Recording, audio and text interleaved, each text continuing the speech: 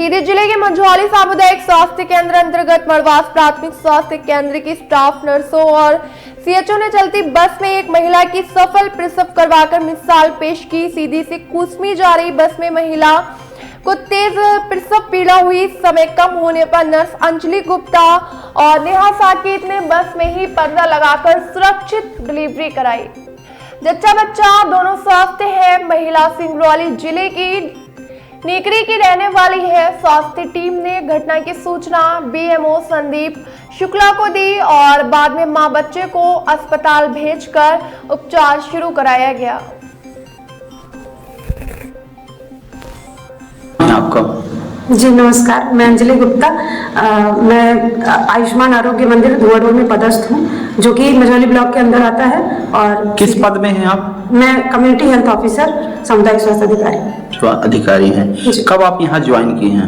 मैंने यहाँ पे वैसे तो मेरी ज्वाइनिंग 10 जनवरी 2025 की है, लेकिन मैंने यहाँ पे ट्रांसफर कराया 17 जून 2025। आप रहने वाली कहाँ की हैं? मैं धुआंडोल की ही रहने वाली हूँ। धुआंडोल की आप रहने वाली, धुआंडोल में भी आप सर्विस कर रहे हैं? जी जी जी। सबसे बड़ी बात, कल एक मामला सामने आया है कि जिला चिकित्सालय से महिला ट्रीटमेंट कराकर वापस अपने घर आ रही थी, जहां आप लोग उसी बस में आपके सामुदायिक स्वास्थ्य केंद्र अंतर्गत जो आपका ये उप स्वास्थ्य केंद्र है, तो आपके टीम स्वास्थ्य कर्मी आप लोग वहां मौजूद थे।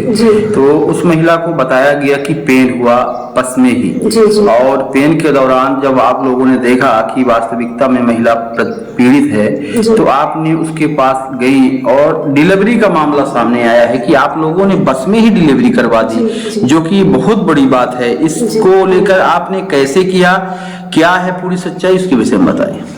जी, तो हम नेहा चौधरी हैं, जो कि तो फिर उन्होंने जाके देखा तो बेबी का हेड जो है वो शो हो रहा था।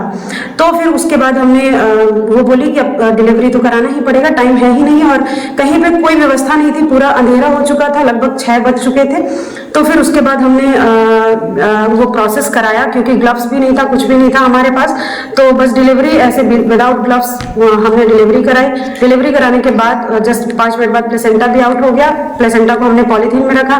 बेबी को रैप करने के लिए कुछ कपड़े नहीं थे, मैंने उनको अपना शॉल दिया और वही पास में जितनी चीजें मौजूद थी उसी से हमने उस केस को मैनेज किया।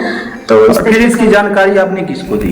इसकी जानकारी हमने उसके बाद जैसे डिलीवरी हुई, हमने तुरंत अपने सीबीएमओ सर को कॉल किया, जो कि डॉक्टर संदीप शुक्ला जी हैं। उसके बाद हमने अपने बीपीएम को कॉल किया और फिर उसके बाद ये था कि अब उनको कहीं ना कहीं हमें संस्था पे पहुंचाना है, तो नियरेस्ट हमें निवास ही लगा। और क्योंकि वो नीलगिरी की थी तो हमें लगा कि मतलब नियरेस्ट है उसके, तो हमने जस्ट निवास आपने किससे पहुंचाया उसको?